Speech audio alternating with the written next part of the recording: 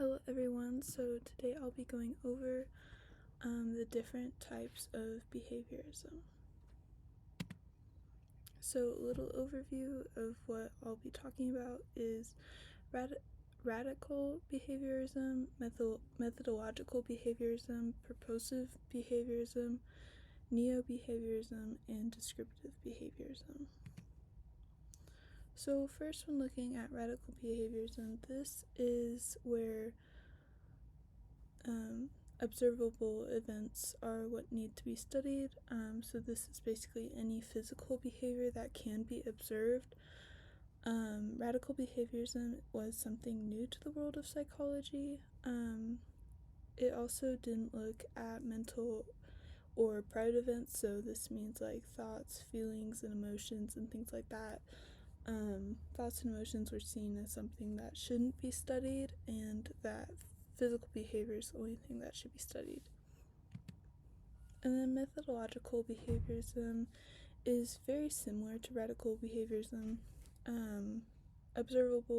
It's basically where observable behaviors should be the main study within psychology. However, feelings, thoughts, and emotions, what causes the behavior, should be acknowledged and kind of seen, but not necessarily the main study. And then with purposive behaviorism, this is where specific goals are at play with every behavior. This is where we do things for specific purpose, such as like cleaning, driving, working, or walking. You're gonna be cleaning for a reason. You're gonna be driving to get to a destination. You're gonna be working for money. Every day, everything we do basically has meaning and purpose to it. We're trying to attain some type of goal.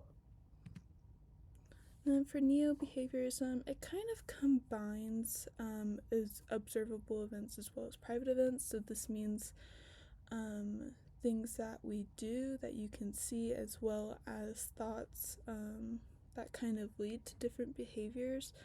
So this includes feelings, emotions, and things like that.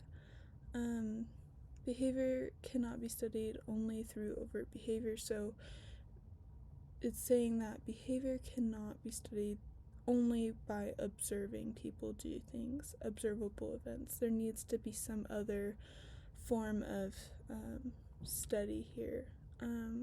Operationalism should be an adopted principle, so this is where operational definitions are very important within neo-behaviorism. And then descriptive behaviorism, this describes the relationship between the environment and behavior. It doesn't focus heavily on the explanation or the why of why things happen. It mainly focuses on the just the what and where. It's when a behavior occurs and how it affects the environment. So rather than looking at the why, it's looking at what's happening and how it's affecting things around it. Alright, and then that'll be it. Thank you guys for listening.